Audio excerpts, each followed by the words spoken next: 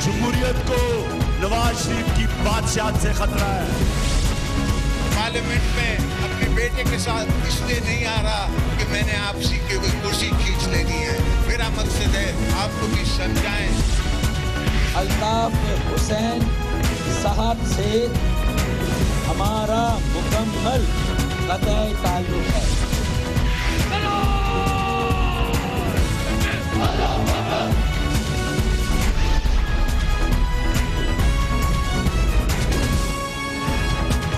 आप देख रहे हैं खबरों, तबसरों और तज्जियात पर मबनी पाकिस्तान का सबसे मोतबर न्यूज शो दुनिया, कामरान खान के साथ। अस्सलाम वालेकुम, मैं हूं कामरान खान।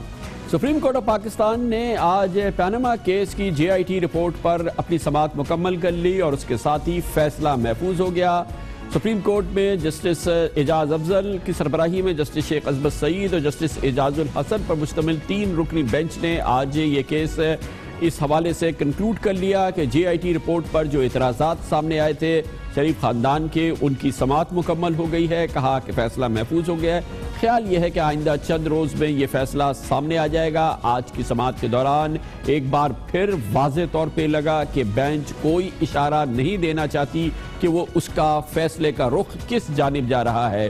बारहा इस समाअत के दौरान बेंच के अरकान ने और आज भी ये कहा कि वो देखेंगे कि ये मामला ट्रायल कोर्ट में भेजना है या खुद फैसला करना है। और यही बड़ा कलीदी सवाल है इस हवाले से, क्योंकि 2 मामलात हैं जो इस बेंच के सामने है। JIT रिपोर्ट क्या इसको मुस्तरद कर देना है या इसको अप्रूव कर लेना है। अगर इसको अप्रूव कर लेना है और इसको इस काबिल समझना है कि इस पर मुकदमा चलना है तो क्या उसे एहतसाब अदालत के हवाले कर दिया जाएगा या इस पर मजीद तहकीकात के लिए कहा जाएगा, क्योंकि ये कहा गया है, एतराज़ ये है कि ये तहकीकात मुकम्मल नहीं है और ये जारी तहकीकात है। तो गोया कि सुप्रीम कोर्ट ऑफ पाकिस्तान ये भी फैसला कर सकती है कि इस पर मजीद तहकीकात के लिए कहे, ये समझ सकती है कि नहीं इसमें मुकदमा चलना चाहिए तो एहतसाब अदालत में भेज सकती है।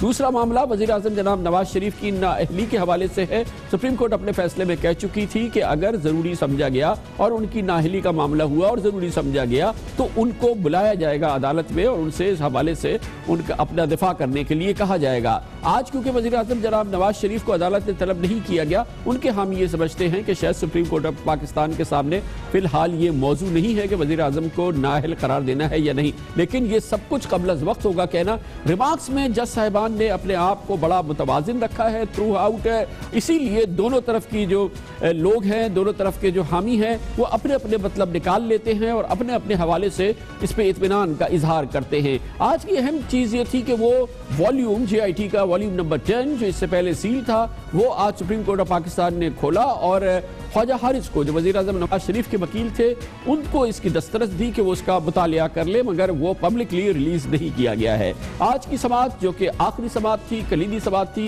इसके बारे में बात करने के लिए इस्लामाबाद में सुप्रीम कोर्ट ऑफ पाकिस्तान के बाहर जाएंगे, जहाँ पर हमारे नुमाइंदे अदिल बड़ाइच मौजूद हैं। बहुत बहुत शुक्रिया अदिल बड़ाइच साहब। लग ये रहा था कि बैलेंस्ड रिमार्क दे रही है अदालत और ये कोई इशारा नहीं देना चाह रही कि वो मामले को किसी ट्रायल कोर्ट की तरफ भेज रहे हैं या खुद फैसला करने के लिए जा रहे हैं। ऐसी सूरत हाल है, दोनों को अपने मर्जी के रिमार्क्स मिल रहे थे, दोनों रिस्पोंडेंट्स को भी और पिटिशनर्स को भी।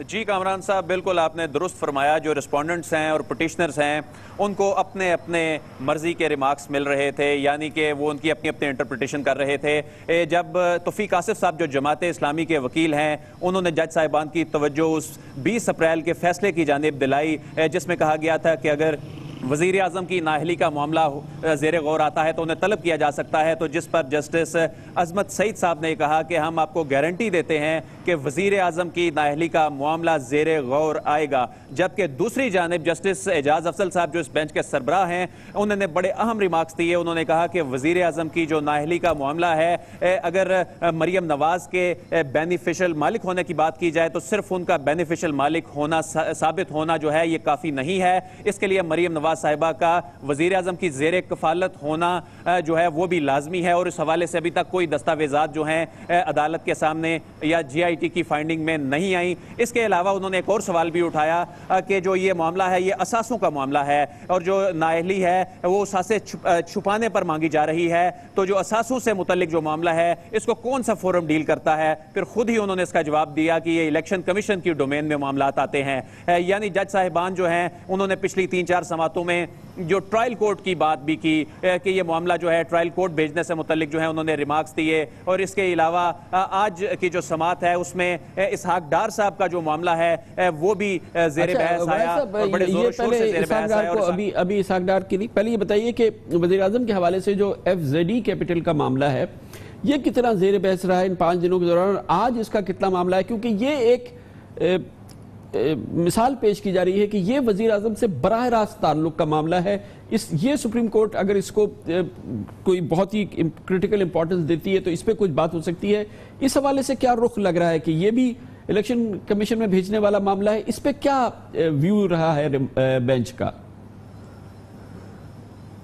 जी कामरान साहब, जब बेंच ने इस्तफसार किया कैपिटल FZE के हवाले से, उन्होंने कहा कि जो GIT की फाइंडिंग के मुताबिक प्राइम मिनिस्टर साहब जो हैं वो कैपिटल FZE में बोर्ड के चेयरमैन थे, तो उन्होंने कहा कि वो कानून बताएं कि कानून कौन सा कानून वजीर आजम को रोकता है कि वो किसी जगह मुलाजमत नहीं कर सकता। तो उसमें फिर एडिशनल अटॉर्नी जनरल आए, उन्होंने कहा कि ऐसा कोई कानून मौजूद नहीं है जिसके तहत वजीर आजम पे कोई ऐसी बाइंडिंग हो कि वो किसी जगह कोई मुलाजमत कर सकता हो ना कर सकता हो।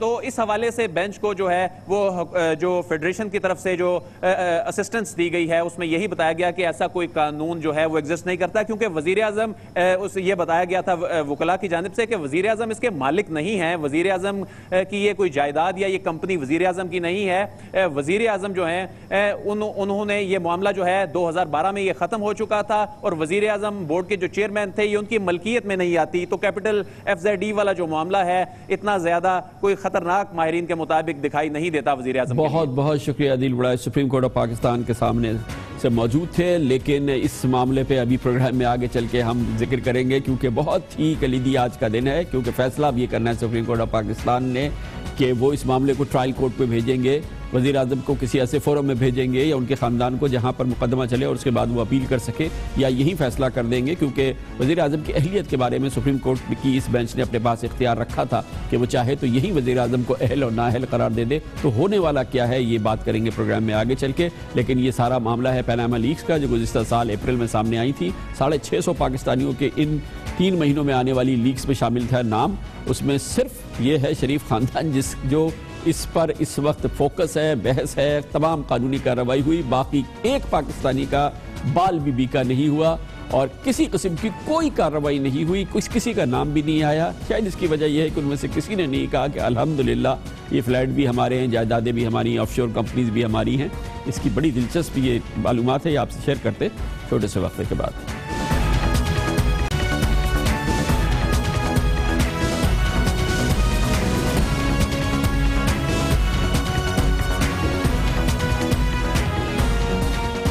पिछले साल 4 अप्रैल और फिर उसके बाद 19 मई को पनामा लीक्स आई थी। पूरी दुनिया में ये पनामा लीक्स के नाम से पहचानी जाती हैं। पाकिस्तान में जब ये अखबारात में शाया हुई तो तकरीबन 500 पाकिस्तानियों के नाम इसमें सामने आए जिनकी ऑफशोर कंपनीज थी। पनामा में उनके बेनिफिशियल ओनर्स के नाम सामने आए और इस तरह से ये एक बड़ा धमाका हो गया पाकिस्तान की सियासत में। उसके बाद 21 सितंबर को बहामास लीग सामने आई, उसमें 121 पाकिस्तानियों के नाम आए। इस तरह से गुज़िश्ता साल तकरीबन 650 पाकिस्तानियों के नाम आए जिनकी ऑफशोर कंपनीज थी, जिसका जिक्र उनके यहाँ के टैक्स रिकॉर्ड में मौजूद नहीं था। और इस तरह से ये पनामा पेपर्स, पनामा लीक्स एक बहुत बड़ा स्कैंडल बन गई। लेकिन अगर किसी एक पाकिस्तानी से भी आप पूछें, किसी पाकिस्तानी से भी पूछें, तो उनके नज़दीक शायद जब पनामा पेपर्स या पनामा लीक्स का जिक्र आता है तो उनके जहन में सिर्फ और सिर्फ शरीफ खानदान का जिक्र आता है। एक आम पाकिस्तानी तो शायद ये समझता है कि इस पूरी लीक्स का और इस तमाम इंकशाफात का ताल्लुक सिर्फ और सिर्फ जनाब नवाज शरीफ की फैमिली से था। दिलचस्प बात यह है कि पाकिस्तान में होने वाली कानूनी कार्रवाइयों में भी लगता यह है कि सिर्फ और सिर्फ फोकस नवाज शरीफ खानदान पे रहा है और पनामा पेपर्स में आने वाले तमाम इंकशाफात या तो इग्नोर कर दिए गए हैं या उन पे कोई कार्रवाई नहीं हुई है या इसके हवाले से कोई ऐसी डेवलपमेंट नहीं है जो सामने आई हो। लेकिन कानूनी कार्रवाइयों का फोकस बहरहाल, और ये बड़ी दिलचस्प हकीकत है कि हुकूमत भी वज़ीर आज़म नवाज शरीफ की है और उन्हीं के खिलाफ ये भरपूर कार्रवाइयों का आगाज़ हुआ। और जाहिर है कि इसके लिए सियासी जमातों ने, पाकिस्तान तहरीक इंसाफ ने बड़ी ज़बरदस्त जद्दोजहद की, फिर पाकिस्तान की अदलिया में इस मामले को ले जाया गया और इस तरह से अब ये पाकिस्तान की सियासत का इस वक्त महवर है और सबसे अहम मौजू है। इस हवाले से पनामा पेपर्स के हवाले से दिलचस्प बात यह है कि कानूनी कार्रवाइयाँ सिर्फ वज़ीर आज़म नवाज शरीफ, उनके बेटों हुसैन और हसन नवाज शरीफ, बेटी मरियम नवाज शरीफ, दामाद कैप्टन सफदर और समदी इसाक डार तक महदूद है, जबकि तहकीकात के मरहले से जनाब नवाज शरीफ के भाई शहबाज शरीफ, कज़न मियाँ तारिक शफी भी गुजरे हैं। ब्रिटिश वर्जिन आइलैंड BVI में पाकिस्तानियों में सबसे ज़्यादा 34 ऑफशोर कंपनियां इन पनामा पेपर्स के लिहाज से सैफुल्लाह फैमिली की सामने आई थी। ये 34 ऑफशोर कंपनियां इन तमाम फैमिली मेंबर्स की थी जो पाकिस्तान की सियासत में और बिजनेस में उनका बहुत अहम हाथ रहा है। इतलात के मुताबिक ऑफशोर कंपनीज के 108 पाकिस्तानियों का नादरा के पास रिकॉर्ड ही नहीं था। FBI ने 344 शख्सियात को नोटिस जारी किए, जिनमें से सिर्फ 68 अफराद ने ऑफशोर कंपनीज का नीम दिली से इकरार किया, जबकि अक्सरियत ने ऑफशोर कंपनी की मालियत से इनकार ही कर दिया। FBI ने पाकिस्तानी शख्सियात के बैंक अकाउंट्स, असासों और सरमायाकारी से मुताल्लिक सबूत हासिल करने के लिए पनामा, बहामास, BVI और मॉरिशस समेत 9 मुख्तलिफ मुल्कों की वजारत खारजा को खतूत लिखे, लेकिन किसी एक ने भी जवाब नहीं दिया। इसलिए हम कहते हैं तो फंसी तो सिर्फ नवाज शरीफ की फैमिली फंसी, क्योंकि उन्होंने खुद कह दिया था कि अल्हम्दुलिल्लाह ये फ्लैट्स हमारे हैं, और उसके बाद जो कहानी है वो तारीख का हिस्सा है। पाकिस्तानियों के साथ जिन सबके पनामा पेपर्स में नाम आए, क्या हुआ, क्या कानूनी कार्रवाई हुई और उसका स्टेटस क्या है, ये हम पूछेंगे।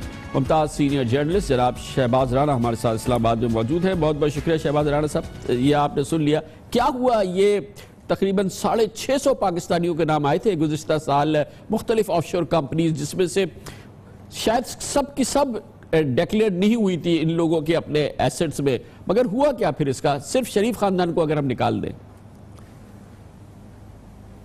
जी कामरान खान साहब, बहुत शुक्रिया आपका कि आपने इस मौके पर बात करने का मौका दिया। जैसा आपने फरमाया कि ये सिर्फ ये शरीफ फैमिली ही के ऊपर सारी बात क्यों आ रही है, ये कुछ 600 से ज़्यादा अफराद थे या कंपनीज थी जिनकी ये नाम आए हैं, तो फिर सिर्फ एक फैमिली क्यों। इसका देखिए, इसमें आपको पता, जैसे आपने अभी कुछ अफराद का जिक्र भी किया, इसमें पाकिस्तान पीपल्स पार्टी, जमीयत उलमा इस्लाम, साबका जर्नल, साबका ब्यूरोक्रेट्स, एक मोअज़्ज़ज़ जज, एक हाई कोर्ट के और मीडिया मालिकान, इनके नाम भी सारी इसमें पनामा में आए थे। तो फिर सिर्फ एक फैमिली ही क्यों। देखिए, इस सिलसिले में जो FBI की पॉलिसी थी वो शुरू से गो स्लो की पॉलिसी रही है। जब अप्रैल में ये सारे नाम सामने आए तो FBI ने फौरी तौर पर इसके ऊपर कोई एक्शन नहीं लिया। जब हम उनसे पूछते थे आप इसके ऊपर क्या कर रहे हैं, तो वो कहते थे जी कि हम अखबारी तराशों के ऊपर कोई इसके ऊपर एक्शन नहीं ले सकते। इसके ऊपर जो पहला कंक्रीट स्टेप लिया गया था वो तकरीबन 6 माह बाद लिया गया, जब इमरान खान साहब ने इसको एक सियासी मसला बनाकर आवाम के सामने ले आए। तो उस वक्त जल्दबाजी में FBR ने जो इनकम टैक्स का ऑर्डिनेंस है उसके सेक्शन 176 के तहत इन्होंने लोगों को नोटिस देना शुरू कर दिए। और दूसरा फैसला जो इन्होंने ये किया कि जितनी भी ये कार्रवाई होगी इसको सेंट्रलाइज रखा जाएगा, FBI हेडक्वार्टर में रखा जाएगा। और ये जो टास्क था इन्होंने डायरेक्टोरेट जनरल जो इन्वेस्टिगेशन एंड इंटेलिजेंस है उनको दे दिया। ताहम इस सिलसिले में जो इनकी कार्रवाई थी 6 माह बाद की गई, और वो भी इंतहाई जल्दी में की गई, बगैर किसी प्लानिंग की गई। इसमें बहुत सारी खामियां थी। जो उस टैक्स माहिरीन थे और कानूनी माहिरीन थे, उन्होंने उसको पॉइंट आउट करना शुरू कर दिया। जब इन लोगों को नोटिस गए, नोटिस जाने के बाद उनके जब उन्होंने अपने वकला से रब्ता किया तो उन्होंने कहा जी कि FBR के पास ये अथॉरिटी ही नहीं है हेडक्वार्टर के पास कि वो सेक्शन 176 के तहत हमें नोटिस दें। इस सारे अरसे में ये 6, 7, 8 माह मजीद गुजर गए और इसके ऊपर कोई कार्रवाई नहीं। कुछ को नोटिस गए, उन्होंने कहा जी आपकी जुरिस्डिक्शन नहीं है, कुछ ने कहा जी कि हम नॉन रेजिडेंट पाकिस्तानी है, कुछ ने कहा जी कि हमारी तो कोई कंपनी नहीं है। कुछ जो एक वाज़ेह सूरत हाल है वो FBR के सामने नहीं आ रही थी। चंद माह पहले, तकरीबन 2 से 3 माह पहले, FBR ने एक अहम और फैसला किया। उन्होंने फैसला ये किया कि ये जो हमने इसको सेंट्रलाइज किया हुआ था इससे शायद बात नहीं बन रही। उसके बाद ना बनने की 2 इसकी जो तकनीकी वजूहात थी जो कि गालिबन ठीक थी, जो इस बात को साबित करती है कि FBR का जो पहले वाला फैसला था कि इसको सेंट्रलाइज रखना है वो गलत फैसला था। वो उस वक्त एक सियासी फैसला था। तकनीकी जो मसाइल इनको सामने इनके आए, एक तो ये था कि अगर किसी को नोटिस देते हैं और कोई मामला सामने आता है तो शहबाज ये बताइएगा कि अगर जैसे कि जितना इन पाकिस्तानियों के साथ हुआ अगर ये नवाज शरीफ साहब की फैमिली, हुसैन नवाज शरीफ, ये पेपर्स आने से पहले ही इन फ्लैट्स को, इन ऑफशोर कंपनीज को ओन ना कर चुके होते और फिर उसके बाद बार बार इसको ओन ना करते, तो क्या कमोबेश यही सूरत हाल होती है जो दूसरों के साथ हुई, जिनके नाम इन पनामा पेपर्स में आए, इन पनामा लीक्स में आए? शायद थोड़ा ज्यादा होता कि इनकी वो, मगर लीगल स्टेटस इनका कि जो इन पाकिस्तानियों ने लिया है, जो 650 दूसरे पाकिस्तानी ले रहे हैं, वो भी ले सकते थे। शायद इस किस्म की सिचुएशन में फंसते नहीं अगर ये खुद इस तमाम चीज को पहले से ओन करना ये ना शुरू कर दिया इन्होंने, और फिर जाहिर पीएम ने खुद ओन किया, फिर बच्चों ने ओन किया, जिसकी वजह से इनकी सिचुएशन इन 650 पाकिस्तानियों से डिफरेंट हो गई। जी कामरान साहब, ये आपने बहुत अच्छा एक पॉइंट आपने रेज किया। देखिए, एक जो चीज़ कानूनी माहिरीन भी कहते हैं कि जो रूलिंग फैमिली है उन्होंने इस केस को उन्होंने लिया है एक सियासी केस, बजाय कि उसके लीगल एक बैटल को लड़ते उन्होंने एक सियासी बैटल लड़ी है, जिसकी वजह से इनको काफ़ी मसाइल पड़े। क्योंकि आपको पता है पाकिस्तान के जो इदारे हैं उनकी जो कैपेबिलिटी है वो बहुत कंप्रोमाइज्ड है। वो इतने मजबूत इदारे नहीं हैं, वो इतने आज़ाद इदारे नहीं हैं। तो इतने बड़े केसेस को हैंडल करना, फिर ऑफ शोर आपकी जुरिस्डिक्शन है जिनके साथ गालबन कुछ के साथ शायद एक आध के साथ आपका कोई एक अवॉइडेंस ऑफ डबल टैक्सेशन का या एक्सचेंज ऑफ इंफॉर्मेशन का मुआहिदा होगा, बाकियों के साथ तो आपके मुआहिदे ही नहीं थे। आप उनके साथ इंफॉर्मेशन कैसे लेते, इन केसेस को कैसे आगे लेके चलते, तो एक बहुत बड़ा मसला होता है। तो अगर ये जो सियासी खानदान है, अगर ये भी इसको एक सियासी केस की बजाय इसको एक कानूनी केस के तौर पर लेता, तो जिस सूरत हाल, मुश्किल सूरत हाल में ये लोग आज हैं, उसमें शहबाज साहब देखें ना, एक और सियासी खानदान है, ये सैफुल्लाह फैमिली है, जिसकी 35 ऑफशोर कंपनीज आई थी पनामा पेपर्स में। उन्होंने इसका बिल्कुल टेक्निकल जवाब रखा, जो उनको चिट्ठी लिखी है एफबीआर ने, उसका उन्होंने उस लिहाज से जवाब दिया, और अक्रॉस द बोर्ड उन्होंने कहा जी हम नहीं है, हमारी जी ये नहीं है, हम नहीं मानते इसको, ये गलत है, ये डॉक्यूमेंट है, ये अखबार की खबर है, जो दूसरे लोगों ने भी बहुत सारों ने किया है। आप देखें ना कि उस फैमिली के साथ क्या हुआ और इनके साथ क्या हुआ।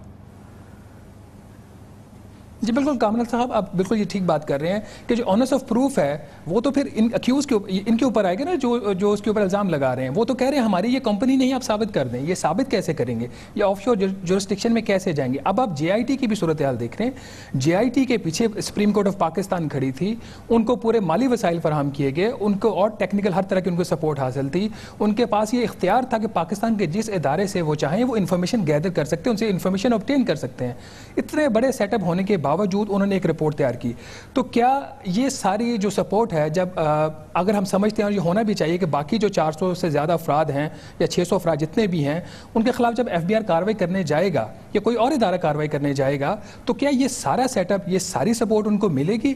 तो और दूसरे से बहुत बड़ी बात, क्या FBR के पास अपनी इतनी सलाहियत है कि वो इन लोगों के पीछे जा सके? कि FBR की जो मशीनरी है वो क्या वो इतनी इंडिपेंडेंट है कि इतने जो ये ताकतवर लोग हैं जिसमें बहुत बड़े बड़े ख़ानदान हैं वो शामिल हैं, उनके खिलाफ कोई एक्शन ले सके? तो ये एक बहुत बड़ा एक सवालिया निशान होगा। लेकिन इससे एक चीज़ ज़रूर होगी कि FBR के ऊपर या जो भी इदारा इनके खिलाफ कार्रवाई करना चाहेगा, उसके ऊपर एक मुसलसल एक प्रेशर होगा कि अगर एक रूलिंग फैमिली के ऊपर जो भी फैसला इस केस का आता है उसके आप लोग उसको एक एग्जाम्पल बना सकते हैं, तो बाकी लोगों को क्यों नहीं। बहुत बहुत शुक्रिया शहबाज राना हमारे साथ से, बहुत ही इंपॉर्टेंट गुफ्तगू है। क्रक्स यही है कि वज़ीर आज़म नवाज शरीफ और उनके ख़ानदान ने जब ये इस प्रॉपर्टीज़ को ओन करना शुरू किया, इस केस को पॉलिटिकल केस बनाना शुरू किया, तो ये फट गया। अदरवाइज 650 पाकिस्तानियों में से एक का बाल भी बीका नहीं हुआ। सियासी खानदान भी है, 35 ऑफशोर कंपनीज हैं, कुछ भी नहीं हुआ। कमर्शियल ब्रेक, उसके बाद जिक्र करते हैं। पाकिस्तान में इस वक्त एहतिसाब का डंका बज रहा है, धूम है एहतिसाब की। इसी पाकिस्तान के सूबे सिंध में हुकूमत ने अपने तमाम उमूर से नैब को फारिग कर दिया है, बल्कि अब नैब के चेयरमैन के खिलाफ FIR दर्ज कर दिया है। नैब को कहा है दौड़ जाओ यहाँ से। और दूसरी तरफ सिंध पुलिस में भी अपना डंका बज रहा है। ईमानदार IG को तकरीबन घर बिठा दिया है, मगर ना कोई शोर है, ना एहतजाज, ना तहरीक है। हिज़्ब इख्तिलाफ भी कुछ नहीं बोल रही। इसकी बात करते हैं छोटे से वक्त के बाद।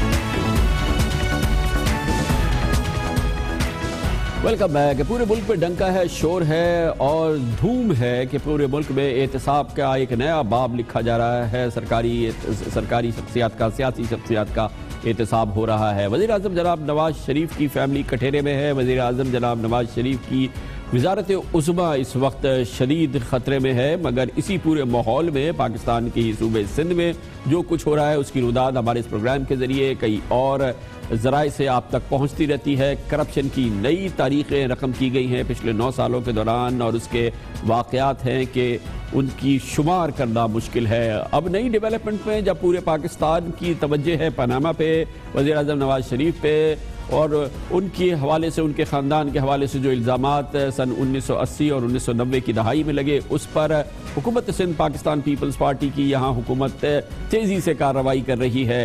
गैर मामूली चीज़ें हो रही हैं। मिसाल के तौर पर हुकूमत सिंध के मामलात से नैब के रोल को ख़त्म कर दिया गया है। पीपल्स पार्टी ने अक्सरियत की बुनियाद पर सिंध असम्बली से एक बिल मंजूर कर लिया है और नैब को यहाँ से फारिग करने की तैयारियाँ मुकम्मल कर ली गई हैं। गोया के इंसदाद रिश्वत सितानी का सबसे बड़ा इदारा, जिसने सबसे बड़े यहाँ पे केसेस पकड़े हैं, लोगों को पकड़ा है, रुकूम बरामद की हैं, हुकूमत सिंध को कई अरब रुपए वापस किए हैं, उसको यहाँ से फारिग कर दिया गया है। इसके अलावा अब एक और नई डेवलपमेंट हुई है, नैब के चेयरमैन के खिलाफ FIR दर्ज कराई गई है, और ये भी एक बड़ी अहम डेवलपमेंट है जो हुई है।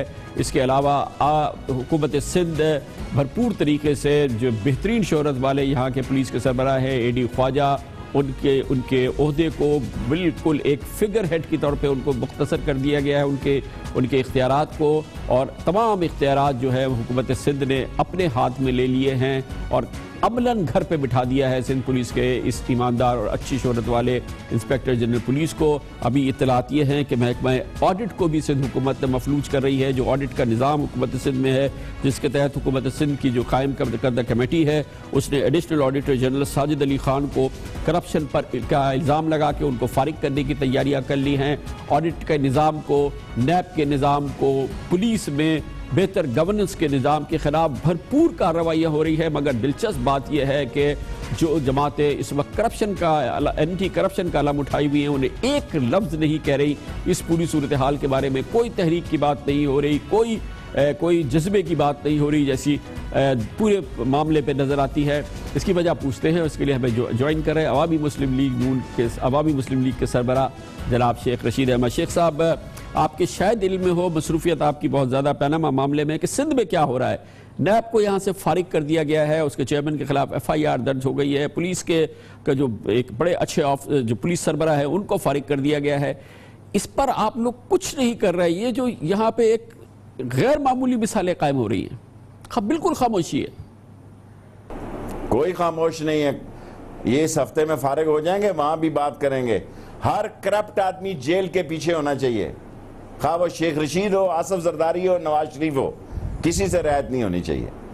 और नैब के खिलाफ इंशाल्लाह वो ख़त्म हो जाएगा केस, यानी ये बिल और कानून ख़त्म हो जाएगा। लेकिन शेख साहब, ये तो इतनी बड़ी डेवलपमेंट्स हैं, इसके अलावा भी जो केसेस मुसलसल यहाँ हो रहे हैं, आपको पता है, करप्शन के हवाले से, मिस गवर्नेंस के हवाले से, ये तो इस पर उस अंदाज का कोई रद्द अमल नज़र नहीं आता आपका या PTI का, कि वाकई ये सूरत हाल है। इसके हवाले से ऐसा लगता है कि इससे आप लोगों का वास्ता ही नहीं है।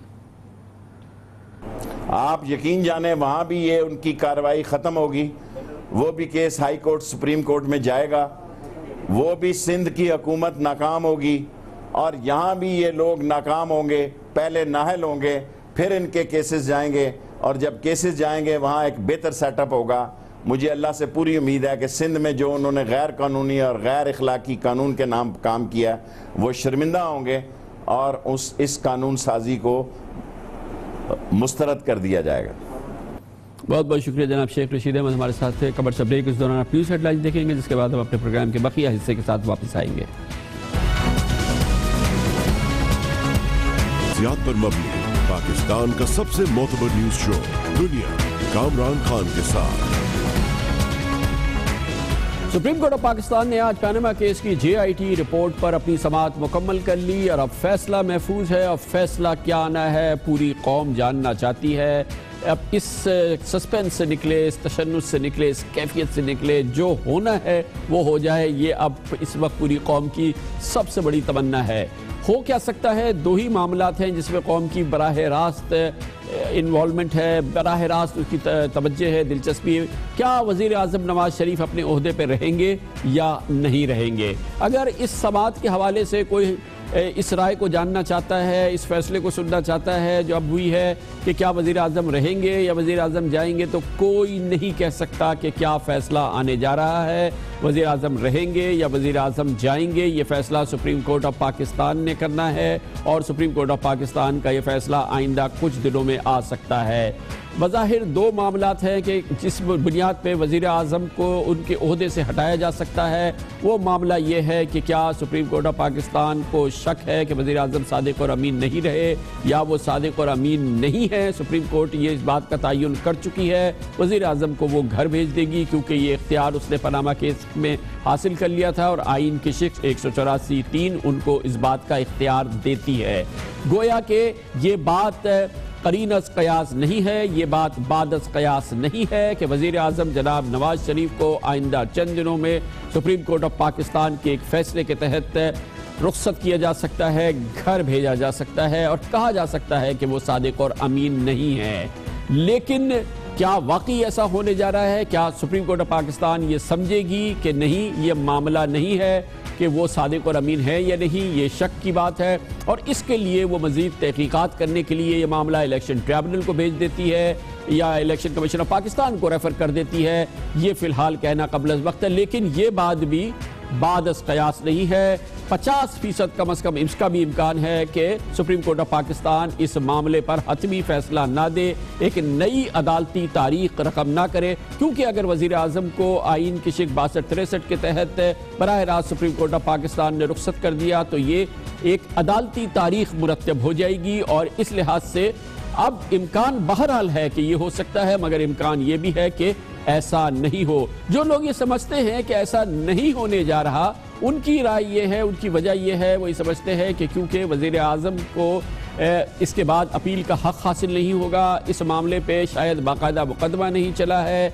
एविडेंस रिकॉर्ड नहीं हुई है या इसकी ये फ़ैसला हो जाएगा और उसके बाद अगर दूसरे मामलात यानी कि जो JIT रिपोर्ट के हवाले से मामलात हैं और अगर वो किसी नैब अदालत में जाते हैं, किसी और अदालत में जाते हैं और वहाँ पे ये चार्जेस प्रूव नहीं होते तो वज़ीर आज़म पहले ही सज़ा पा चुके होंगे, तो ये एक बहुत बड़ी इनामली क्रिएट हो जाएगी। इसलिए इम्कान नहीं है कि सुप्रीम कोर्ट ऑफ पाकिस्तान वज़ीर आज़म को घर भेज दे और उसके बाद उन पर उनके अहले खाना पर मुकदमे का आगाज़ हो। लेकिन बहरहाल वज़ीर आज़म के ख़िलाफ़ ये फ़ैसला आ सकता है, इसलिए ये बात याद रखिएगा, नहीं भी आ सकता है, ये भी याद रखिएगा। आज की समाअत के दौरान जस्टिस एजाज अफजल ने इस्तफसार किया, अवामी ओहदा रखने वालों की आमदन असासों के मुताबिक ना हो तो क्या होगा।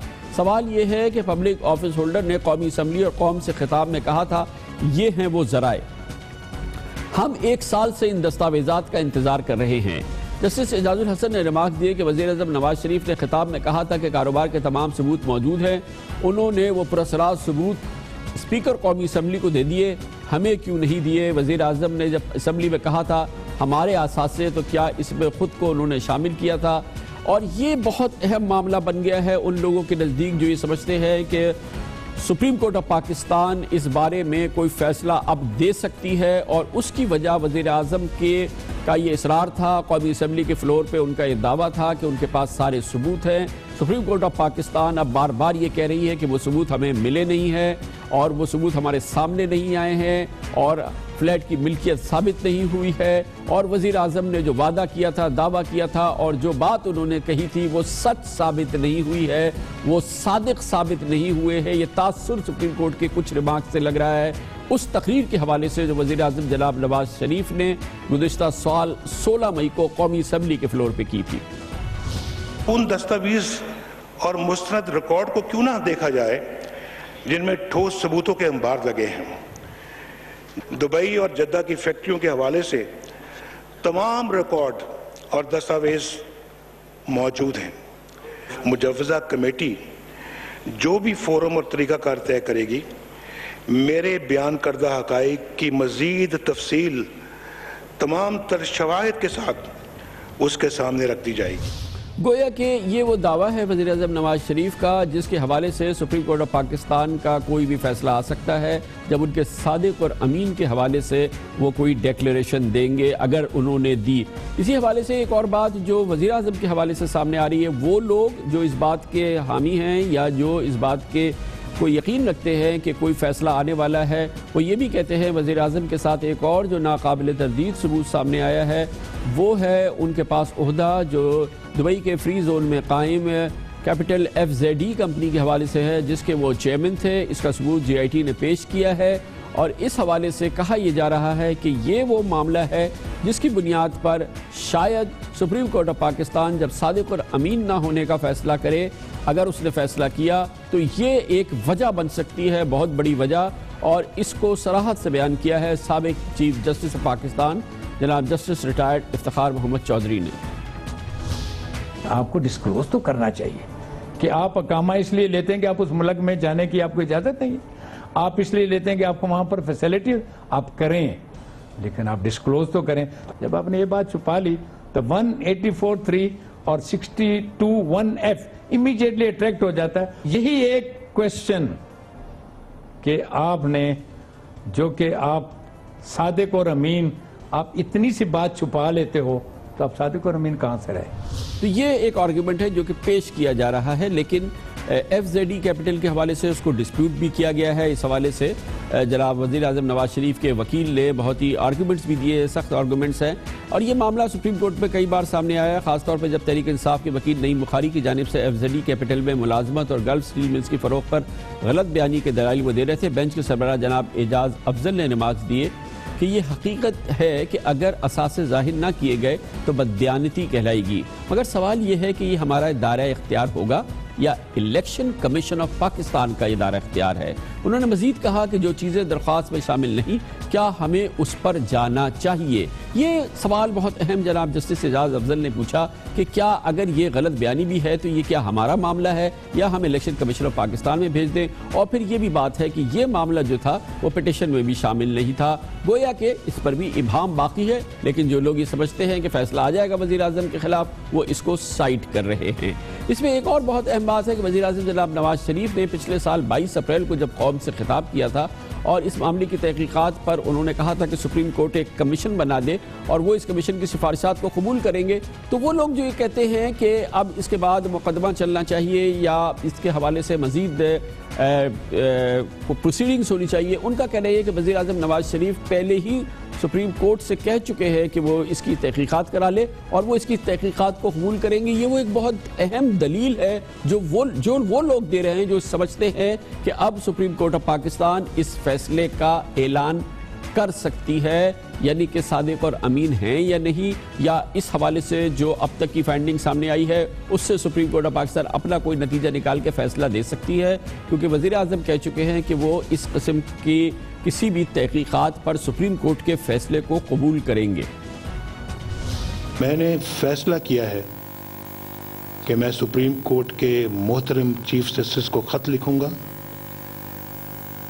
कि वो इस मामले की तहकीकात के लिए एक कमीशन तश्कील दें, ताकि जो लोग बहुतान तराशियों की इंतहा पर उतरे हुए हैं वो इस इक़दाम से हमारी शफाफियत की इंतहा भी देख लें।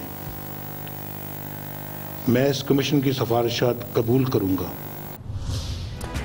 एक और दलील जो दी जा रही है इस हवाले से कि वज़ीर आज़म जनाब नवाज शरीफ के खिलाफ सुप्रीम कोर्ट ऑफ पाकिस्तान की JIT का जो नताइज है उसकी बुनियाद पर सुप्रीम कोर्ट ऑफ पाकिस्तान उस फैसले को उस पर अपना कोई फ़ैसला दे सकती है और उस पर मज़ीद किसी ट्रायल की गुंजाइश नहीं है। वो ख़ास तौर पे याद दिलाते हैं कि JIT के बनने पर और उस फैसले पर जो सुप्रीम कोर्ट ऑफ पाकिस्तान का 10 अप्रैल का फैसला था 2017 पर, पाकिस्तान मुस्लिम लीग नून के लोगों ने मिठाइयाँ खाई थी और खिलाई थी, JIT को वेलकम किया था और JIT की तश्कील को गले लगाया था। ये भी बहुत ही कलीदी मामलात हैं जो कि वज़ीर आज़म की तकरीर के हवाले से 16 मई की तकरीर, अप्रैल में वज़ीर आज़म की कौम से खिताब, फिर JIT पे मिठाई की तकसीम, ये तमाम मामलात ऐसे हैं जो लगता ये है कि कलीदी माइलस्टोन्स हैं जिन्होंने कि हुकूमत का, वज़ीर आज़म का, जनाब नवाज शरीफ का केस ख़राब किया है। उस रोज़ से जब से कि पनामा लीक्स हुई हैं, पनामा पेपर्स सामने आए हैं, उसमें एक बड़ा अहम पहलू यह है कि 20 अप्रैल को सुप्रीम कोर्ट ऑफ पाकिस्तान के फैसले को, जिसमें 2 जजों ने जनाब वज़ीर आज़म को मुल्ज़िम ठहराया था और उनको नाअहल करार दे दिया था, फिर JIT बनी थी और फिर उस हवाले से प्रोसेस आगे बढ़ा था, उस पर तो मुस्लिम लीग नून वालों ने मिठाइयाँ खाई थी और बांटी थी।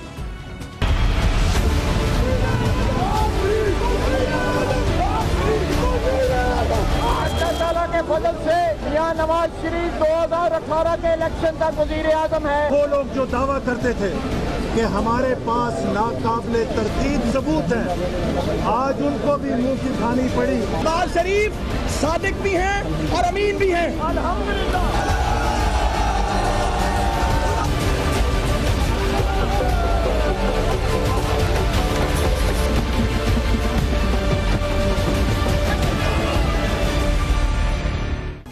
ये हैं वो तमाम मामला जो कि कोर्ट किए जा रहे हैं इस दलील के साथ कि सुप्रीम कोर्ट ऑफ पाकिस्तान की ये 6 रुकनी बेंच कोई फैसला दे सकती है, वज़ीर आज़म को सादिक और अमीन हैं या नहीं, उस पर अपना डिक्लेरेशन दे सकती है। मगर वो लोग जो ये कहते हैं कि नहीं, ऐसा डिक्लेरेशन नहीं हो सकता, वो भी दलाइल बहुत मजबूत हैं। वो भी दलाइल जो हैं वो चोटी के कानूनी माहिरीन के साथ आ रहे हैं। पाकिस्तान की अदालती तारीख भी कहती है कि ऐसा इससे पहले कभी नहीं हुआ है। ये भी कहा जा रहा है कि हर इंसान का बुनियादी हक है कि उसे ऐसी अदालत से सज़ा हो जिसके बाद वो अपील कर सके। सुप्रीम कोर्ट की सज़ा के बाद किसी किस्म की अपील की गुंजाइश नहीं होगी वज़ीर आज़म के खिलाफ। वो सादिक और अमीन है नहीं, इस हवाले से बराह रास्त उन पर कोई मुकदमा नहीं चला है, उन पर बाकायदा इल्ज़ामात आयद नहीं हुए हैं। जो JIT ने दस्तावेज़ात पेश की हैं सुप्रीम कोर्ट ऑफ पाकिस्तान में, वज़ीर आज़म के वकील की जानिब से कहा गया है कि वज़ीर आज़म जब JIT के सामने गए, उनके सामने वो दस्तावेज़ात नहीं रखी गई, उनसे वो कन्फ्रंट नहीं किया गया। वज़ीर आज़म को दिफा का हक JIT ने नहीं दिया है। सुप्रीम कोर्ट ऑफ पाकिस्तान ने भी आज अपना फैसला महफूज किया है और अपने जो 20 अप्रैल का फैसला था उसमें तहरीर होने के बावजूद कि अगर ज़रूरत हुई तो वज़ीर आज़म को तलब किया जाएगा, अगर उनकी नाअहली का मामला हुआ क्योंकि उनको तलब नहीं किया गया है। बाद माहिरीन ये कहते हैं कि जब वज़ीर आज़म को तलब नहीं किया गया है, इसका मतलब है कि ये मामला खारिज अज़ इम्कान है कि वज़ीर आज़म को नाअहल करार दे दिया जाएगा।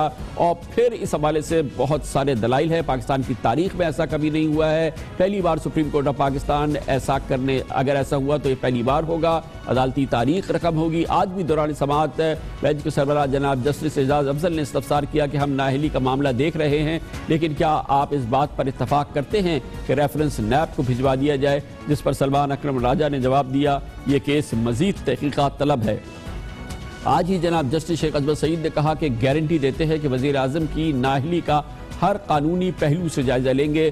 कोई हिंट ड्रॉप नहीं की है सुप्रीम कोर्ट ऑफ पाकिस्तान की 6 रुकनी बेंच ने कि वो क्या फैसला करने जा रही है। हमने आपको बहुत सराहत से बताया कि वो क्या मामलात हैं, क्या डेवलपमेंट्स थी जिसकी बुनियाद पर यह दलील दी जा रही है कि सुप्रीम कोर्ट ऑफ पाकिस्तान की 6 रुकनी बेंच कोई फैसला सुना देगी वज़ीर आज़म की नाअहली और अहली के हवाले से, मगर उनके ऐसा नहीं हो सकता, ऐसा नहीं होना चाहिए। हमारे इस प्रोग्राम में हफ्तों से टॉप के लीगल एक्सपर्ट्स आ रहे हैं, वो उस पर अपने दलाइल दे रहे हैं। कल हमारे इस प्रोग्राम में पाकिस्तान की अदलिया की इंतहाई मोतबर बावकार और बहुत ही इज़्ज़त वाली शख्सियत साबिक जज सुप्रीम कोर्ट ऑफ पाकिस्तान, साबिक chief justice Sindh high court जनाब जस्टिस नासिर असलम जाहिद आए और इस हवाले से कि कोई फैसला आ जाए वज़ीर आज़म की नाअहली के हवाले से, उनकी राय बहुत ही अहम है, जो कि एक बार फिर हम आपको एक जगह इकट्ठी करके सुनाते हैं। 99% केसेस में सुप्रीम कोर्ट ऐसा नहीं करता कि जो साइल है या जो पार्टीज़ हैं वो अपने अपील के हक़ से महरूम रह जाएं। अब जब सुप्रीम कोर्ट फैसला देगी तो वो तो पहला फैसला होगा ना इस केस में, उसकी अपील कहाँ जाएगी? उसकी अपील तो कहीं नहीं जा सकती। आम तौर पे एक आदमी को एक अपील या 2 अपील के तो मौके मिलने चाहिए। इसमें एविडेंस रिकॉर्ड किए बगैर, पार्टीज़ को सुने बगैर फैसला नहीं दिया जा सकता। इसलिए नॉर्मली मुनासिब तो यही होगा कि केस वापस भेज दिया जाए। बहुत कम केसेस में सुप्रीम कोर्ट खुद एविडेंस रिकॉर्ड करके खुद फैसला देती है, क्योंकि अगर आप खुद सुनते हैं तो आप जो पार्टीज़ हैं उनको अपील का राइट ख़त्म कर देते हैं। अगर सुप्रीम कोर्ट खुद ही फैसला कर लेती है तो किसी न किसी पार्टी के साथ ये ज़्यादती होगी कि वो एक अपील के हक़ से महरूम रह जाएंगे। ये ना हो कि भाई फैसला खुद ही करके फाइनल कर दिया और कह दिया अब इसके बाद कोई अपील नहीं होगी। ये है वो बुनियाद जिस पर कहा जा रहा है कि सुप्रीम कोर्ट ऑफ पाकिस्तान कोई इस मामले में हतमी फैसला नहीं देगी। फैसले का इख्तियार ट्रायल कोर्ट को देगी, तहकीकात कराएगी। वज़ीर आज़म का मामला इलेक्शन कमीशन ऑफ पाकिस्तान को भेज सकती है अगर उनकी नाअहली के मामले पर गौर करना ज़रूरी समझा गया। दोनों तरफ के हमने आपको दलाइल सुनाए हैं और अब हम लेते हैं कमर्शियल ब्रेक और उसके बाद सुप्रीम कोर्ट बार एसोसिएशन के 2 साबिक सदूर को बुलाएंगे। हम उनसे पूछेंगे उनके ख्याल में क्या सुप्रीम कोर्ट ऑफ पाकिस्तान कोई हतमी फैसला दे सकती है, क्योंकि आज का सबसे अहम सवाल यह है कि क्या सुप्रीम कोर्ट आइंदा चंद दिनों में पाकिस्तान के वज़ीर आज़म जनाब नवाज शरीफ को उनके ओहदे से हटा देगी या वो ऐसा नहीं कर सकती। शायद वो अपने इस इख्तियार को जो उसे हासिल है इस्तेमाल ना करे और एक नई अदालती तारीख रकम ना करे। इसकी बात करते हैं एक छोटे से वक्फे के बाद। क्या आइंदा चंद दिनों में पाकिस्तान में एक नई अदालती तारीख रकम होने वाली है? क्या एक बार फिर वज़ीर आज़म की छुट्टी होने वाली है और वो अदालत के ज़रिए? और इस बार इम्कान ये है जो कि ऑप्शन सामने आए हैं कि अगर वज़ीर आज़म जनाब नवाज शरीफ को नाअहल करार दे दिया गया, supreme court of Pakistan declare करे कि वो सादिक और अमीन नहीं है, तो ये पाकिस्तान की तारीख का पहला फैसला होगा और अपनी नौइयत का पहला केस है।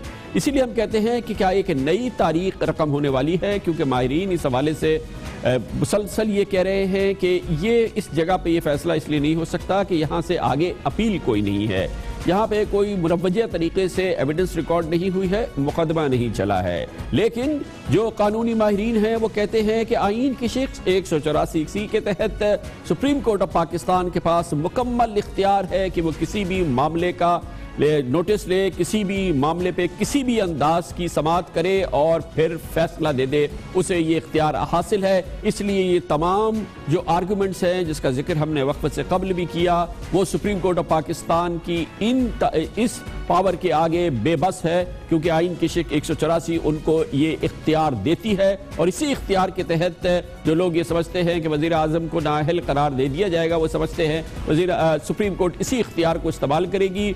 और वो इस आर्गुमेंट को भी मुस्तरद करते हैं कि अगर एक बार वज़ीर आज़म को बुला तो लिया जाता, क्योंकि फैसले में भी तहरीर था कि ज़रूरत हुई तो उनको बुलाया जाएगा, शायद कम अज़ कम उससे ये बात तो हो जाती कि वो अनहर्ड कंडेम हो गए हैं। उन्होंने कहा फिर भी आइन की 184 के तहत सुप्रीम कोर्ट ऑफ पाकिस्तान ये कर सकती है और एक नई अदालती तारीख रकम कर सकती है। इस पूरी सूरत हाल पर अपनी बहस जो हमारे पिछले कई हफ्तों से जारी है आगे बढ़ाते हैं और इसमें हम आज 2 और मुअज़्ज़िज़ अदालती शख्सियात को, माहिरीन को, तजुर्बेकार वकला को हमने अपने यहाँ दावत दी है। दोनों सुप्रीम कोर्ट बार एसोसिएशन के साबिक सरबराहान हैं, एक जनाब अली ज़फ़र और जनाब कामरान मुर्तज़ा, दोनों हमें ज्वाइन कर रहे हैं। बहुत बहुत शुक्रिया अली ज़फ़र साहब।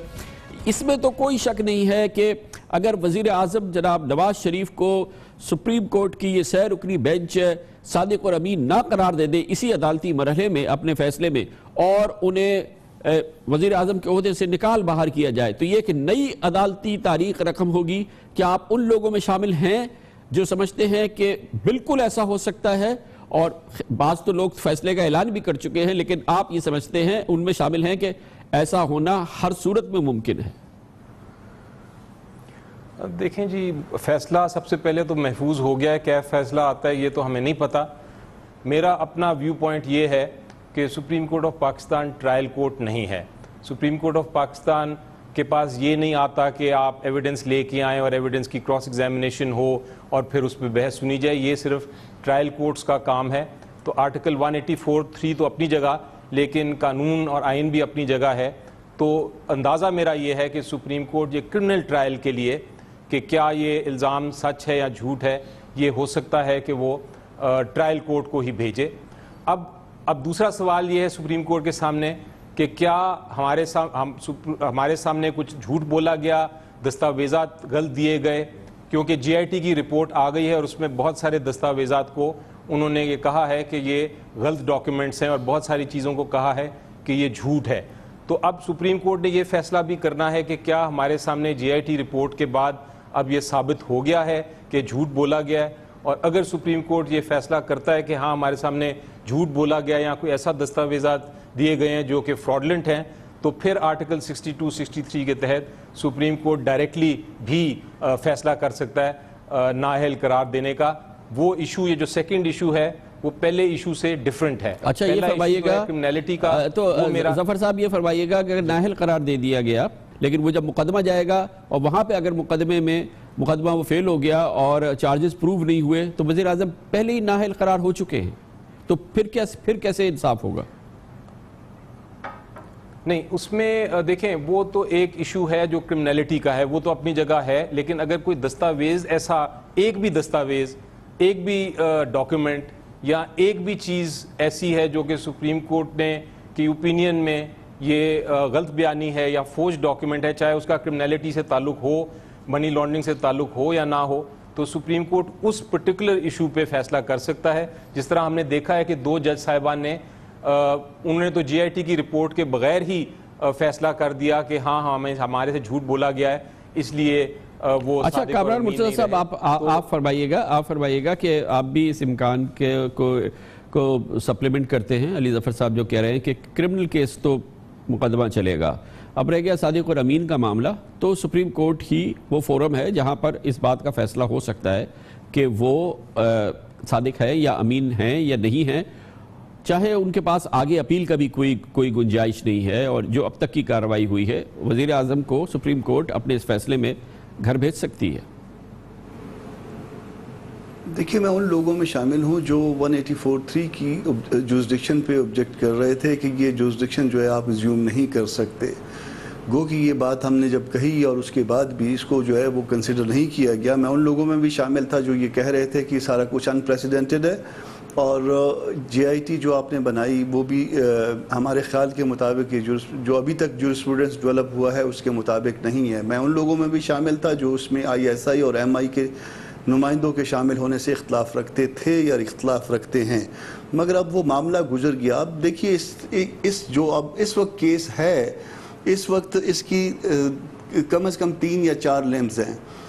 एक आर्टिकल 62 और 63 के हवाले से 62 और 63 वहाँ सिर्फ इन्वोक हो सकता है जहाँ पे कोई डिक्लेरेशन दिया है, और ये बिल्कुल जो है ना सीधा जो है ना ये नज़र आए, बिल्कुल सामने ये नज़र आए कि ये आर्टिकल 63 जहाँ पे डिक्लेरेशन था, वहाँ पे कोई मिस डिक्लेरेशन किया है पब्लिक ऑफिस होल्डर ने, उसके अलावा किसी ने नहीं। तो ये 62, 63 इन्वोक हो सकता है। गो कि उसमें कोर्ट का लफ्ज़ इस्तेमाल हुआ है, मगर वो कोर्ट डिफाइन कहीं पे नहीं हुई कि कौन सी कोर्ट। साहब, आप ये फरमा रहे हैं कि बिल्कुल हो सकता है, लेकिन वाज़े तौर पे साबित हो इस केस के अंदर पब्लिक ऑफिस होल्डर जनाब नवाज शरीफ है, जनाब नवाज शरीफ की जानिब से, उनकी ज़ात की जानिब से कोई ऐसी दस्तावेज दी गई हो जो साबित हो गई हो सुप्रीम कोर्ट के नज़दीक कि वो जाली है, तो बिल्कुल नाअहल करार दिए जा सकते हैं, मगर वो वज़ीर आज़म जनाब नवाज शरीफ की जानिब से दी गई हो।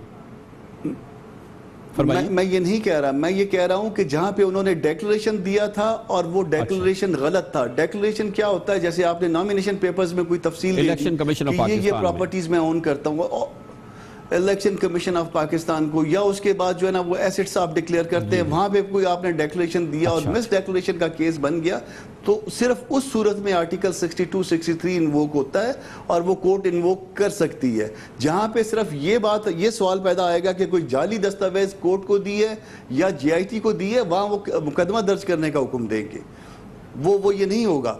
और जहां पे जो है ना वो कोई ऐसा वो होगा कि जी असासे इनके, जिस तरह से जीआईटी ने कह दिया कि इनके एसेट्स जो है बियॉन्ड देयर मींस हैं, तो वो नैब का सेक्शन 9 सब सेक्शन 5 का केस बनता है, वो फिर नैब के पास जाएगा, क्रिमिनल साइड पे जाएगा अगर उन्होंने जीआईटी से। अली ज़फ़र साहब, आप एग्री करते हैं कामरान मुर्तज़ा साहब जो बात कह रहे हैं कि केस क्योंकि वज़ीर आज़म का उनको नाअहल करार देना है, तो बराह रास्त उनकी कोई दस्तावेज जाली साबित होती है या झूठ साबित होती है तो फिर सुप्रीम कोर्ट इन्वोक कर सकती है आइन की शेख 62-63। जी, मैं बिल्कुल यही कह रहा हूँ कि जो जहाँ तक क्रिमिनलिटी का ताल्लुक है, जहाँ तक ये इल्ज़ाम साबित होना है कि उन्होंने कोई करप्शन की या उन्होंने मनी लॉन्ड्रिंग की, वो हालांकि सुप्रीम कोर्ट ने एक बड़ा डिटेल जीआईटी वो सारा इन्वेस्टिगेशन हुई, लेकिन जो कुछ जीआईटी के सामने आया है उसको मैं एविडेंस नहीं तस्वर करता। अभी एविडेंस वो होता है जिसके ऊपर क्रॉस एग्जामिनेशन हुई हो, तो वो क्रिमिनलिटी का केस ये फैसला करना कि करप्शन हुई है कि नहीं, मेरा अंदाज़ा है कि वो शायद सुप्रीम कोर्ट भेज देगा नैब कोर्ट को, लेकिन अगर कोई ऐसा दस्तावेज साबित हो गए या ऐसी कोई चीज साबित हो गई जिससे ये जाहिर हो गया। आप और हम ये फॉलो कर रहे हैं केस को, आपके नज़दीक में कोई ऐसी डॉक्यूमेंट आई है जिसपे ये सवाल जो वज़ीर आज़म के वकील ने वज़ीर आज़म की जानिब से पेश की हो, जिस पर ये सवाल उठा हो कि ये गलत है, जाली है, झूठी है या जो भी है, मतलब जस्ट जो अब तक की नॉलेज है आपके हवाले से? जी देखें, जीआईटी की रिपोर्ट मैंने डिटेल में पढ़ी है, उसमें काफ़ी सारे ऐसे डॉक्यूमेंट्स पे उन्होंने इन्वेस्टिगेशन के बाद कहा है कि ये जाली हैं और ये पेश किए गए हैं नवाज शरीफ साहब और उनके बच्चों की तरफ से। उन सारों के ऊपर उन डॉक्यूमेंट्स पे कुछ का तो जवाब आया है इन 5 दिनों में जो मैंने बहस सुनी, लेकिन कुछ का नहीं आया। तो बहरहाल सुप्रीम कोर्ट का मुझे जो अंदाज़ा है कि वो हर इशू को देखेगा जीआईटी में जो ये रेज़ किए हुए हैं इस मामले के बारे में, और फिर अपना अंदाज़ा ये बनाएगा कि क्या कोई ऐसा डॉक्यूमेंट तो नहीं है जो कि बिल्कुल ही फोर्ज्ड है और एडमिटेडली फोर्ज्ड है और उसके मुताबिक जो नवाज शरीफ साहब हैं वो मिस डिक्लेरेशन कर चुके हैं, जिसके तहत वो आर्टिकल 62 के तहत हो सकते हैं। उसमें तो ये भी सुप्रीम कोर्ट ने फैसला करना है। उसमें सर कोई एविडेंस रिकॉर्ड करने की भी जरूरत नहीं है, किसी किस्म के ट्रायल की भी जरूरत नहीं, और फिर अपील का इख्तियार भी नहीं होगा फिर प्राइम मिनिस्टर के पास, ऑब्वियसली जब सुप्रीम कोर्ट का जजमेंट आए। तो ये भी है ना मामला सर? ये जो अपील वाला जो मामला है ये तो बिल्कुल आप दुरुस्त फरमा रहे हैं कि आर्टिकल 184(3) का मसला ही ये है कि सुप्रीम कोर्ट ऑफ पाकिस्तान के जजमेंट के जो 184(3) के तहत हो उसके खिलाफ अपील नहीं होती, और मेरे मुताबिक ये अपील ना होना ये गैर इस्लामी भी है, और पार्लियामेंट को चाहिए कि वो कोई आइन में ऐसी तरमीम करें कि एक अपेलेट फोरम भी बनाया जाए आर्टिकल 184(3) की जजमेंट्स के खिलाफ। अच्छा, कामरान मुर्तज़ा साहब को शामिल कर लेते हैं। कामरान साहब, अच्छा ये जो हम कह रहे हैं, क्योंकि आप जैसे माहिरीन से और बहुत ही जितने भी मोतबर लोग हैं उनसे बात करते हैं, वो कहते हैं ये पहली नज़ीर होगी, अपनी नौयत का पहला फैसला होगा, इससे पहले वज़ीर आज़म के खिलाफ इस नौयत का कोई और फैसला नहीं है। ये बात दुरुस्त है ना? जी, मेरे ख्याल में इससे पहले कभी भी आर्टिकल 62, 63 डायरेक्टली इन्वोक नहीं हुआ। जो केसेस आए हैं इनके पास ये नीचे से रूट होके आए हैं, या प्री इलेक्शन प्रोसीडिंग्स थी या पोस्ट इलेक्शन प्रोसीडिंग्स थी। ये पहला जो है वो पहला पब्लिक ऑफिस होल्डर होगा जो नेशनल असम्बली में अगर उनके खिलाफ डायरेक्टली इन्वोक हुआ। अच्छा अली ज़फ़र साहब, ये बताइए, देखिए सुप्रीम कोर्ट ने वाज़ेह तौर पे अपने फैसले में लिखा था कि अगर वज़ीर आज़म की नाअहली का मामला हुआ तो ज़रूरी हुआ तो हम उनको बुलाएंगे, उनको सुनेंगे और फिर हम इस हवाले से फ़ैसला करेंगे, लेकिन ये ज़रूरी नहीं था। आप ये बताइए कि अगर वज़ीर आज़म को नहीं बुलाया और नहीं सुना तो आप उन लोगों में शामिल हैं, जैसे मैंने पहले भी पूछा, कि जो ये समझते हैं कि अगर नहीं बुलाया तो उसका मतलब ये है कि शायद वज़ीर आज़म की नाअहली का मामला ज़ेर गौर नहीं है, वरना हुज्जत तमाम होती, एक बार बुला लेते उन्हें। जी देखें, वो जो बड़ा आप क्लियरली इसको 2 हिस्सों में डिवाइड करें। अगर एक प्राइम मिनिस्टर साहब के ख़िलाफ़ ये एलिगेशन है जो जीआईटी ने के मुताबिक साबित हो जाती है तो अब मामले को ट्रायल में जाना है, और अगर ट्रायल में ही जाना है तो सुप्रीम कोर्ट को कोई ज़रूरत नहीं है कि वो नवाज शरीफ साहब को बुला के सुने। अगर उन्होंने खुद फैसला करना होता तो फिर शायद उनकी स्टेटमेंट बस समझ में आ गई बात। Thank you so much Ali साहब। ये बताइएगा कामरान साहब, आप क्या समझ रहे हैं, जो आप उन लोगों में शामिल हैं जो समझते हैं कि क्योंकि वज़ीर आज़म को तलब नहीं किया तो सुप्रीम कोर्ट ऑफ पाकिस्तान शायद वज़ीर आज़म की नाअहली के मामले पे गौर नहीं कर रही है, क्योंकि उन्होंने खुद अपने फैसले में लिखा था कि अगर रिस्पोंडेंट नंबर 1 की नाअहली का मामला हुआ तो हम उनको बुला सकते हैं, उनसे पूछ सकते हैं। क्योंकि उनको नहीं बुलाया गया तो क्या हम अस्यूम करें कि शायद उनकी नाअहली का मामला नहीं है सुप्रीम कोर्ट के सामने, वरना शायद हुज्जत तमाम होती, बुलाया जाता उन्हें? देखिए एक एतराज़ जो हम लोग सब ले रहे थे वो ये था कि कोई ऐसा डेक्लेरेशन, मिस डेक्लेरेशन के लिए डेक्लेरेशन का होना ज़रूरी है, और ये रेफ़र कर रहे हैं, वो स्पीच रेफ़र कर रहे हैं जो पार्लियामेंट में जो है ना प्राइम मिनिस्टर ने की थी, तो वो डेक्लेरेशन के ज़ुमरे में नहीं आती और आप उसको उस वक्त तक इस्तेमाल नहीं कर सकते उस स्पीच को या उसके कंटेंट्स को जब तक उनसे कन्फ्रंट ना करवाई जाए। तो फिर ये आर्गूमेंट डेवलप हुआ था पिटिशनर साइड से कि आप उनको समन करिए, ताकि वो समन करने का मकसद ये था कि जब वो समन करेंगे और जब वो कोर्ट में आएंगे या जब वो विटनेस बॉक्स में आएंगे तो वो उनसे कन्फ्रंट करवा लेंगे, और जब कन्फ्रंट हो जाएगा तो वो एडमिसिबल हो जाएगा। ये शायद उनके जहन में था। मगर अब तो ये पास्ट एंड क्लोज चैप्टर हो गया। अब तो ये केस जो है वो क्लोज हो गया, और अब जो रिजर्व है अब फाइनल अनाउंसमेंट ऑफ जजमेंट। तो अब ये बात ख़त्म हो गई है। मगर इससे ये अंदाज़ा लगाना कि चूँकि उनको नहीं बुलवाया गया इसलिए ये बात नहीं हो सकती, मेरा ख्याल है कि ये हम नहीं प्रेडिक्ट नहीं कर सकते, ये हम अज्यूम नहीं कर सकते। स्टिल जो ना सारे ऑप्शंस मौजूद हैं। पिटिशंस एक्सेप्ट हो सकती हैं as a whole, petitions as a whole reject हो सकती हैं, पार्टली एक्सेप्ट हो सकती है। तीनों ऑप्शंस जो है ना अवेलेबल है। इवन इसमें कोई एक आध एडिशनल केस रजिस्टर होने का भी हुक्म हो सकता है। यही मामला अली ज़फ़र साहब इसाक डार साहब के साथ भी हो सकता है, क्योंकि उनके भी हवाले से काफ़ी सीरियस डेवलपमेंट्स हुई हैं। यही मैं कह रहा हूँ कि एडिशनल कोई केस होने के अहकामात हो सकते हैं, ये भी इम्कानात है। जी अली साहब, इसाक डार साहब के सब बारे में दो पोजीशंस आप ज़रा देखें, दो इश्यूज हो सकते हैं। अगर तो इसाक डार के खिलाफ ये कोई इल्ज़ाम आया कि उन्होंने मनी लॉन्ड्रिंग में असिस्ट किया है नवाज शरीफ साहब को, तो फिर उनके खिलाफ भी मुकदमा पनामा केस का ही चल सकता है, वो उसमें शामिल हो सकते हैं।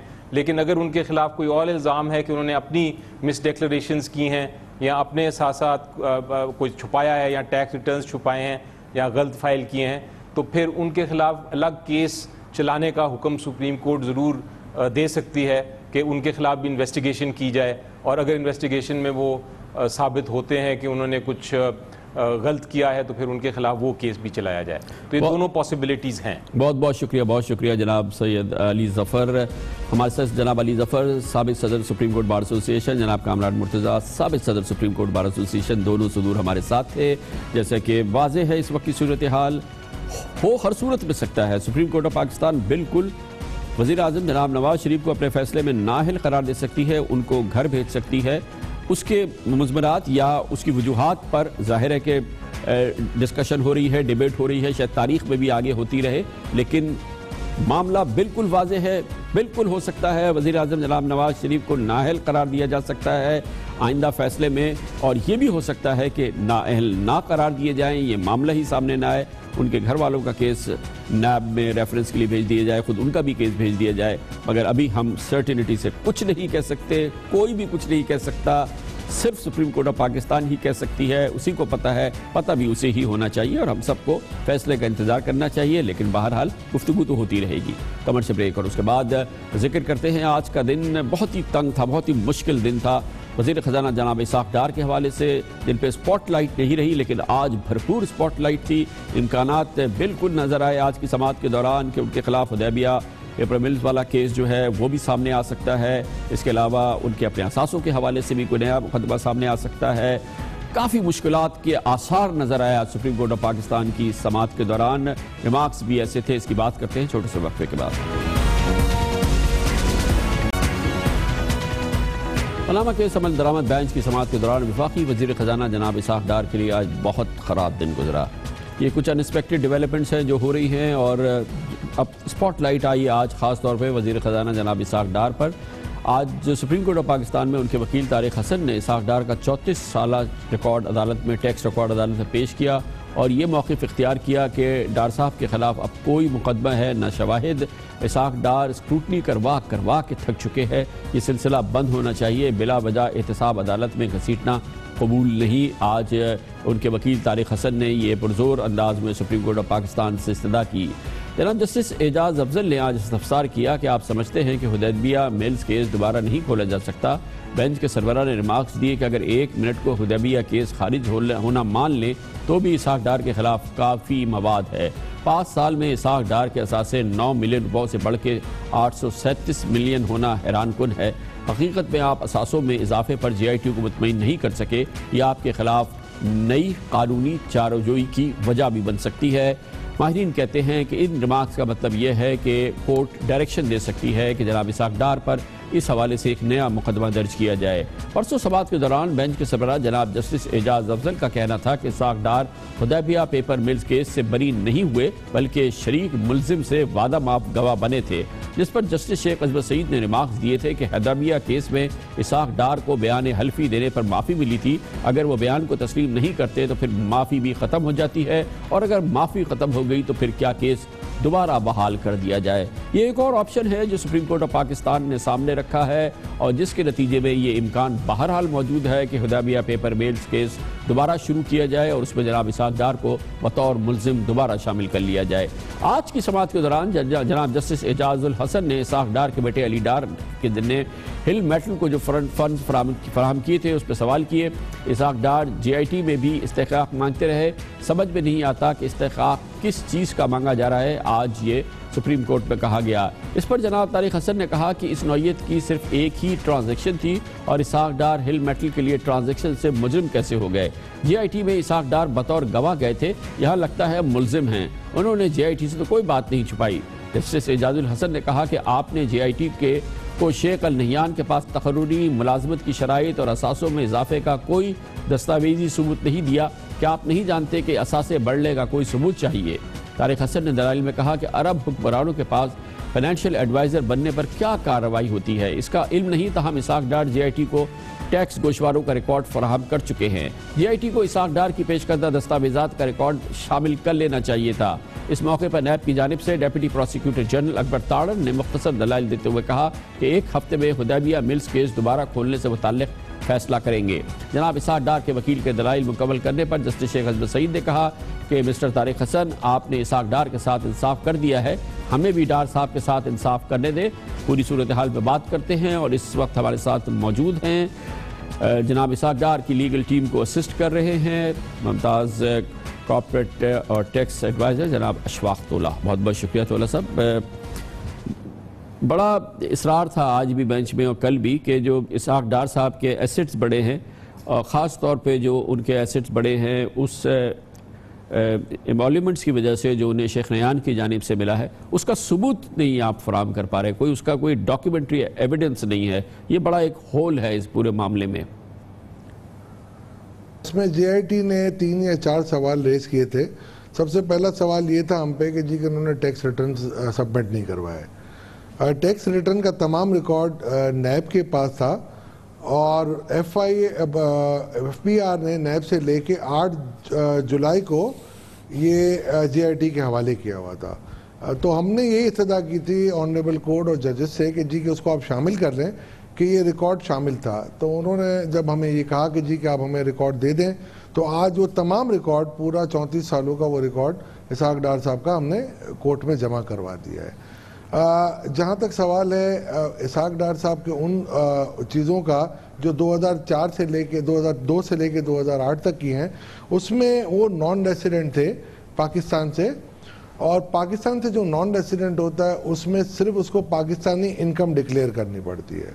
जब 2008 में इसहाक डार साहब नॉन रेसिडेंट थे और 2009 में जब वो रेसिडेंट हुए तो उनको पूरे वर्ल्ड इनकम और वर्ल्ड एसेट पे टैक्स लगना शुरू हुआ और उसके हिसाब से वो उनकी इनकम डिक्लेरेशन थी और JIT को उन्होंने ये प्लॉजिबल जवाब दिया। लेकिन थोड़ा सा कहा जा रहा है कि क्योंकि वो पब्लिक ऑफिस होल्डर थे, वो सेनेट ऑफ पाकिस्तान के मेंबर थे, तो उनको ये डिक्लेरेशन उनको अपने स्टेटमेंट्स में और अपने रिटर्न्स में उस सूरत में जो कि उनके पब्लिक ऑफिस होल्डर की हैसियत से जो उनको इलेक्शन कमीशन में और दूसरी जगहों पे स्टेटमेंट देनी थी, वहाँ पे इसको मेंशन भी करना था, इसकी डिक्लेरेशन भी देनी थी, ये उन्होंने नहीं किया और शायद वो इसको डिक्लेयर करने के पाबंद थे। कामरान साहब, मैं बड़े वसूख के साथ कह सकता हूँ, मैंने खुद ने भी देखी हैं कि इलेक्शन कमीशन ऑफ पाकिस्तान की तमाम रिटर्न्स में वो सारे एसेट्स डिक्लेयर किए हुए हैं, चाहे लोकल हैं या फॉरेन हैं। तो ये तो मैं आपको बड़ी जिम्मेदारी के साथ कह रहा हूँ कि वो एसेट्स सारे मेंशन है, सारी लाइबिलिटीज़ भी मेंशन है। इलेक्शन कमीशन ऑफ पाकिस्तान का जो है उसको हम रूपा कहते हैं, रिटर्न ऑफ पर्सनल एसेट्स, उसमें इंटरनेशनल सारे एसेट्स मेंशन है। और लोकल में आप अगर रिक्वायरमेंट देखेंगे section 116 sub section 2 of income tax ordinance, उसमें रेसिडेंट के ऊपर कोई आपकी पाबंदी, रेसिडेंट के अलावा कोई पाबंदी नहीं है कि आप वेल्थ स्टेटमेंट भरें, मगर फिर भी इसाक डार साहब ने लोकल एसेट्स का रिटर्न भरा है और उन्होंने तमाम एसेट्स जो लोकल हैं वो दिखाई है। अब दूसरे मामला जो हैं जिनका ताल्लुक हुदैबिया पेपर मिल से है, जिसमें कि वो अप्रूवर थे और फिर ज़ाहिर है कि उनकी रिहाई हुई थी, ये भी काफ़ी सीरियस मामला हो गया, क्योंकि अदालत ने कहा कि अगर आप कहते हैं कि आपसे झूठा बयान ज़ोर ज़बरदस्ती से हासिल किया तो आपको तो उस बिना पर रिहा किया गया था, इसका मतलब है आप दोबारा उसके मुलजिम हो गए और वो केस दोबारा खुल गया। ये एक टफ सिचुएशन है। मेरा ख्याल है कि let the law take its own course, और अगर ऑनरेबल जजेस अपने जजमेंट में ये कहते हैं कि रीओपन हो सकता है तो obviously there the legal remedy available इनके रिस्पोंडेंट्स के पास।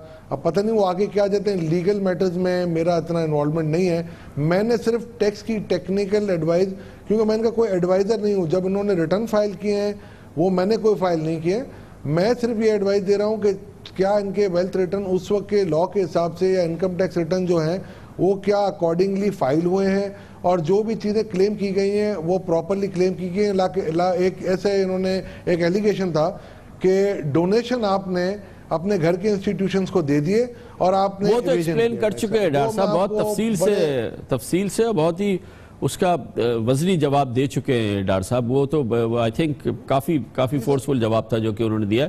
बहुत बहुत शुक्रिया जनाब अशफाक़ुल्लाह हमारे साथ है। कमर से ब्रेक और उसके बाद जिक्र करते हैं बाहर सूरत पाकिस्तान तहरीक इंसाफ की इमरान खान की हिकमत अमली पनामा लीक्स के बाद जो रही है वो कामयाब साबित हुई है। अब तक उसमें भरपूर कामयाबी मिली है और वो तमाम आर्गूमेंट्स और हिकमत अमली जो पाकिस्तान पीपल्स पार्टी ने अपनाई, चाहे वो सुप्रीम कोर्ट को के जाने को रिडिक्यूल करना था, उसको रिजेक्ट करना था, GIT के मामला थे, हर चीज़ में पाकिस्तान पीपल्स पार्टी की हिकमत अमली नाकाम होती नजर आई है। तहरीक इंसाफ की इमरान खान की हिकमत अमली कामयाब होती नजर आई है।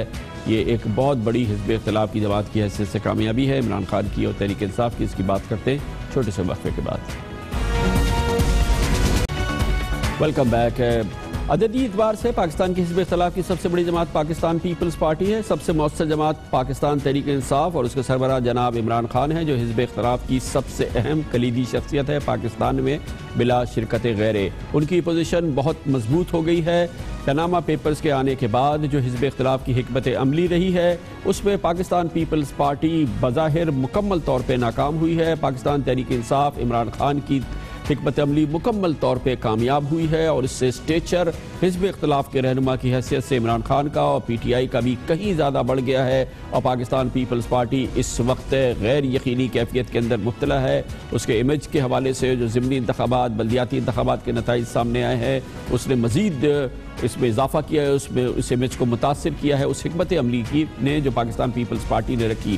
पहले तो पाकिस्तान पीपल्स पार्टी ने भरपूर मुखालफत की, माफ़ कीजिएगा भरपूर मुखालफत की तहरीक इंसाफ की इस मूवमेंट की, इस डेवलपमेंट की कि वो सुप्रीम कोर्ट ऑफ पाकिस्तान में जाएगी और इस मामले को वहाँ पर कंटेस्ट करेगी। पाकिस्तान पीपल्स पार्टी ने कहा कि ये बिल्कुल गलत हिकमत अमली है। न सिर्फ ये कि वो इस कैंपेन में शरीक नहीं हुए, सुप्रीम कोर्ट पर जब पनामा केस की कार्रवाई होती थी पीपल्स पार्टी उसमें भी अपने आप को उसने लाताल्लुक रखा। उसके बाद GIT बनी तो उसने GIT को भी मुस्तरद कर दिया। लेकिन आज जो सूरत हाल मुकम्मल तौर पर बदल गई है, पीपल्स पार्टी तेज़ी से अब वो GIT की जानिब भी आई है और सुप्रीम कोर्ट भी उसने जाना शुरू कर दिया है। लेकिन फैसला कुन कामयाबी हासिल की है तहरीक इंसाफ ने पीपल्स पार्टी के हवाले के सामने अपनी हिज़्ब इख्तिलाफ की स्टेचर को, अपने इमेज को और अपनी पोजीशन को बेहतर बनाने में यकीनी तौर पे पाकिस्तान तहरीक इंसाफ की पनामा पेपर्स की तहरीक जो हिकमत अमली है वो भरपूर तरीके से कामयाब हुई है।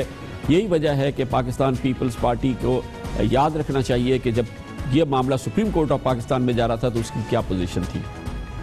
मैं डिसअपॉइंट हुआ हूँ इमरान खान के हमें छोड़ के वहाँ जाने से, इसलिए मेरी नज़र में तो इमरान ने बचा लिया है। सुप्रीम कोर्ट में अगर इमरान नहीं जाता, क्योंकि हमें पता था कि यहाँ कोई फैसला नहीं मिलना, ना उनको पता है कि जस्टिस यहाँ किस तरह चलते हैं और जज यहाँ कैसे जस्टिस चलाते हैं। हम कोर्ट में नहीं गए क्योंकि हमें तजुर्बा है कोर्टों का, हमने कोर्टों को देखा है, हमने पार्लियामेंट की बात की है, तो हमें पार्लियामेंट के अंदर जाना चाहिए। हम क्यों दूसरे इदारे के पास जाएं कि हमारा फैसला करो। हम सुप्रीम कोर्ट नहीं गए और हमने PTI को भी कहा था कि ना जाए, इसलिए कि हम समझते हैं कि इस सूरत हाल में सुप्रीम कोर्ट से कोई फैसला नहीं होगा। हमें सुप्रीम कोर्ट से फैसले की तवक्को नहीं है।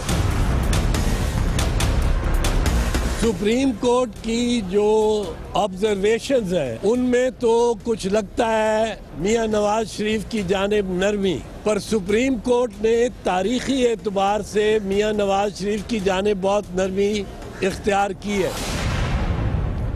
और फिर यही पीपल्स पार्टी की हिकमत अमली थी जो नाकाम हुई है और गलत कैलकुलेशन लगती है, बिल्कुल गलत आगाही लगती है। जब JIT बनी थी, JIT को भी यकसर मुस्तरद कर दिया था पीपल्स पार्टी वालों ने, और फिर अब अचानक उस पोजीशन में तब्दीली करनी पड़ रही है, जिससे कि लगता यह है कि ठोस और शऊरी इस वक्त हिकमत अमली नहीं है पाकिस्तान पीपल्स पार्टी की। सुप्रीम कोर्ट जो न कर सकी वो क्या PM के मुतहद उनके नीचे पुलिस ग्रेड के अफसर लगे हुए हैं, वो क्या वो फैसला करेंगे? क्या वो इन्वेस्टिगेशन करेंगे? अवाम को धोखा दिया गया है, अवाम को बेवकूफ़ बनाया गया है और अवाम के साथ एक बहुत सख्त मजाक किया जाए। हम इस JIT को नहीं मानते। हाँ, JIT अगर आपको बनानी है कि सुप्रीम कोर्ट के 3 बड़े सीनियर जजेस पे बनाई जाए, सबऑर्डिनेट क्या पूछेंगे? हकीकतन कह रहा हूँ कि वो JIT हमारे लिए शर्म की बात है। ये कौन सी इन्वेस्टिगेशन होगी? खुदा को मानो। JIT बनाना नवाज शरीफ को राय फरार देना के मुतरादिफ है। अब JIT बनेगी, एडिशनल डायरेक्टर जनरल FIA के तहत, वो तो निसार अली के मातहत है। ISI के साथ ताल्लुक इनका खानदानी है, JIT को मुस्तरद करते हैं। बड़ी सिवियर मिसकैलकुलेशन हुई है, चाहे कुछ भी फैसला है सुप्रीम कोर्ट ऑफ पाकिस्तान का। यकीनी तौर पे तहरीक इंसाफ के इमरान खान के नंबर हिज़्ब इख्तलाफ के लीडर की हैसियत से हिज़्ब इख्तलाफ में उनकी पोजीशन के लिहाज से बहुत ज़्यादा बढ़ गए हैं। इमरान खान इस वक्त पाकिस्तान के हिज़्ब इख्तलाफ के सबसे बड़े मुसल्लम और ताकतवर तरीन रहनुमा हो गए हैं। पाकिस्तान पीपल्स पार्टी और उसके रहनुमा दूर दूर तक नज़र नहीं आ रहे। इसके साथ ही हमारे आज के प्रोग्राम का अख्ताम होता है। सैटरडे संडे की हफ्तावार तातील के बाद पीर को आपसे फिर मुलाकात होगी। पीर तक के लिए कामरान खान को इजाज़त। अल्लाह हाफिज़ नासिर।